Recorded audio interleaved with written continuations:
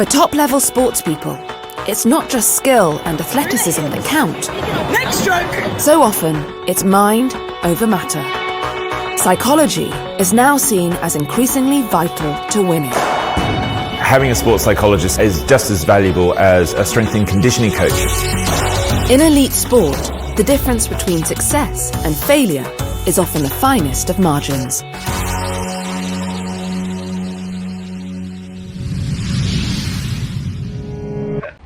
I would actually go and say once you get to our level, it is 99% mental. Really? I'd find you 10,000 guys who can hit the golf ball better than any of the pros on tour or as good as them, and they're not tour players, and they never will be. And I'll find you a few, not a lot, on tour who are terrible ball strikers but are great pros. So at this level, it's all attitude. It's attitude about yourself. It's attitude about your shots, your self-belief. You know, not getting too high, not getting too low. You know, it really is mental, and some of that is circumstantial. You know, it can be, you know, things happen to you on the golf course that are just slightly outside your control. You get a good break and you make a birdie. All of a sudden you think you're putting well. You get a bad break, you make a bogey, and you think you're swinging the club badly, which has nothing to do with it, sort of thing. So all that sort of stuff builds up on the golf course. So it's been a long few years. I know I played really well last year, but getting across the line has been really difficult. So I'm really proud of myself for hanging in there, because I really didn't think that I'd be in it with how I was playing and making so many putts. So yeah, I'm just obviously really happy, but the other emotion is coming out right now. Do you work with a sports psychologist? And I'm just wondering if so, what you've talked about in terms of trying to get over that hurdle again. Yeah, I actually just spoke to someone this week, Julie, who works with the LPGA. I just felt like I was kind of not really in the right place leading into this year, because I haven't had a quick start to the year like I have in other seasons. So I just wanted to pretty much chat to someone that I haven't spoken to before and just make sure that, you know, I'm not overthinking things. And we kind of, I guess, made a plan for a post-shot routine versus a pre-shot routine. And I mean, I didn't have to do it too much because I played well this week, but I think just keeping things the same for when I play well and when I don't play so well is what we kind of worked on, and it's obviously played off today. Just real quick, what is the post-shot routine? I guess when I'm not playing well, I tend to carry my golf club, whatever club that may be, off the tee, second shot, third shot, and I'll almost walk to it like with it in my hand to the green. So straight away I have to give it to my caddy, because I don't do that when I hit a good shot. I give it to him straight away. So just training your brain to think differently. Thank you. Go back over to my right. Shaq? How did you come to that discovery of the club situation? I knew I've always done it, but I knew that I guess my self-chat and kind of my demeanor on the golf course looked different. I had my coach and my physio out last week, and I don't know if it just was more pressure being a major championship, but I just felt like I was a bit more down than I would be if I was playing the same way. So I just wanted to kind of acknowledge it and make sure that obviously it doesn't get any further. But you know, golf can be really frustrating, and sometimes showing emotion is a good thing, but I think just making sure that it doesn't get too deep and affect your next shot. And no matter what your level is, you're only as good as your mind lets you. I know I'm not as good as the other kids. I know I don't hit the ball as far, I'm not as big, I'm not as good. But if I'm tougher than mentally, then I can still beat them. All right. Because if you keep this positive and strong, then your body's going to follow it. 7 months ago, you're contemplating quitting. And you had a sports psychologist who said, give me 6 months, and you worked on the process of letting go of anxiety and anger. Your brain is a muscle, and I have been operating in, kind of a negative, self-deprecating mindset for so long now. And she goes, it's going to take a long time to reverse that. And she goes, what we got to do is, first off, we got to stop any negative talk. Let's just start there. And obviously, that's hard to do, but you do that by, I was reading a lot. I'm writing down goals every day for, mental goals. I'm meditating. I talk with her constantly. Right. But what ends up happening is, a month goes by, 2 months goes by, 3 months goes by, and you're like, oh, I'm less nervous. I'm less anxious. I feel more confident in these situations. So at that point, I realized that I had to work on my mind as much as my body. You feed your body, you feed your mind. I think that's something that really goes unnoticed in the sports world. It's how do you deal with all the naysayers and all that? But it's what's going on in here? That's huge. That's huge. Because there's nobody who talks to you in a day more than yourself. Think about that little voice in your head that's right? That voice.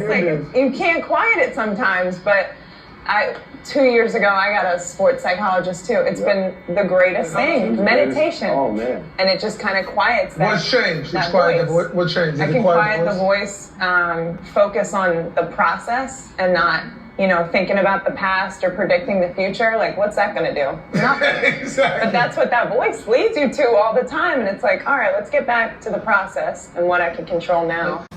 Lilia Vu, many congratulations. The 2023 AIG Women's Open champion. How incredible does that sound? It sounds almost unreal. I had a pretty tough run the past couple months. I didn't feel like myself for the past couple months. So I came into this tournament, I sat down with my team, and we just wanted to be in contention. That's all we wanted. And yeah, somehow this happened. What changed for you this week then? What did you find to enable you to perform like you did on this global stage? It just comes down to not thinking about winning, just playing one shot at a time. I mean, this golf course really forces you to do that. It really tests you. So that was my only goal, just to drive the ball well and just give myself chances for birdie. I teach via breathing techniques, meditation that help her to navigate tension and stress so that she's able to cut it off. There's so much tension. What's Swiatek thinking right now? I have to relax, push these thoughts away.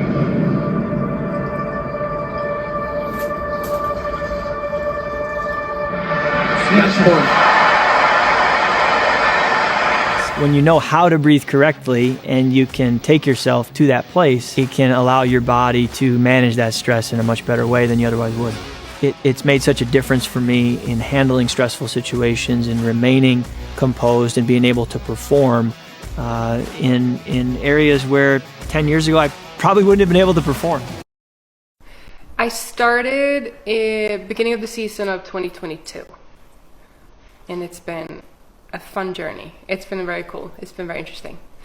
I think that playing golf, it's so much about staying present. It's so much about being here and now. And I think that incorporating the breathing has really helped me to stay present, stay one shot at a time, and just really focusing on what I'm trying to do, not get the thoughts go wander off or stuff like that. So that's kind of been the biggest thing that I've noticed over the years.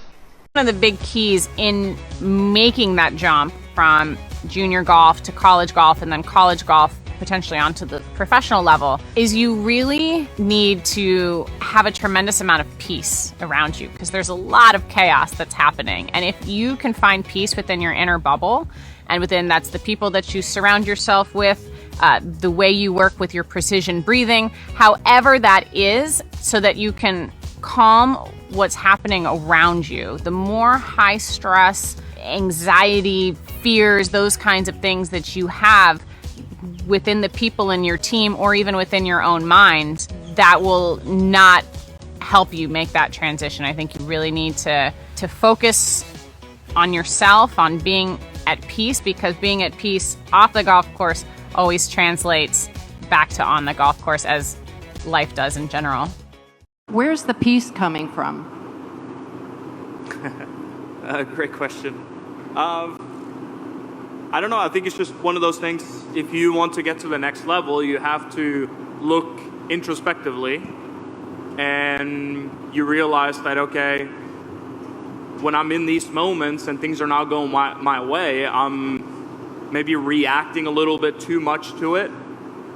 Obviously, if I hit in the water, that's a bad scenario. But you have a choice whether you want to react to that shot and make it affect the next shot or the next few holes, or you can use that motivation or energy into something better, and you can try to, okay, let's get past this. Let's see if we can get this round back together, or just basically get the round prevent it from going off the rails. And I think when you try to be honest with yourself and ask yourself, okay, how can I get better? I just basically have to force myself to change a couple of these mindset things. I don't think it's something that, to some people it comes natural. It hasn't really come natural to me, or to at least to that extent. So that's something that I just have to work on. Okay, Sean? You said the belief comes last. When did the belief come that you could have a season like this and do this? I can't point to a single or a specific moment, but it's just when I start to see the short game kind of come around and I believe I have all the shots. I just saw the shots that I was able to pull off in tournaments, in highly stressful situations. Coupled that with the course management stuff and the attitude, just handling bad bounces, handling bogeys, handling bad shots. Just those three aspects combined, when I started to see that, I wasn't stressed when I showed up to a golf tournament or a golf course. It was like, okay, whatever happens, happens. I might play bad, and that's okay. But I didn't feel like, even today, it wasn't like, man, I hope the double cross with the driver doesn't show up today. I hope I don't three putt today. I hope I don't chunk the chips today. That might happen, but it's okay. And I think just as soon as I made that mindset change, everything started to kind of come together. Yeah, I think it's one of the easiest things. If you can think better and make better decisions, you can improve your score without necessarily getting better skill set wise or physically. And I think that's one of the things that I've done really well this year. I remember the day it basically happened. Joe, my caddy, who we're super close, and I always want him to speak his mind when he has an idea. And we were coming down the last tournament of the fall, and he said, hey, I don't think anything's wrong with you. He said, I think that your next step is you need to control what's going on in your head. I'd like for you to find a sports psychologist. And I said, okay. And he laid it out perfectly. That's how I probably wanted to hear it. This is going to make me better. Let's try it. So started working with her in November, and it was crazy because I used to think that the mental side of golf was intangible. And I remember I told her that in our first or second session, and her goal by the end of the year was for me to realize that it is tangible. And I'm starting to get that, and that's been a fun thing. For the last 2 months, I have only had mental goals while I played golf, and I've played some pretty awesome golf, and it's wild to start to tap into that. And she has been great for all the stuff on the golf course and amazing, but she's also helped me with a bunch of personal stuff, and for that I will be much more grateful for anything than anything I've found in this game, because as much as this has been great for the golf, it's been really nice for my just general life.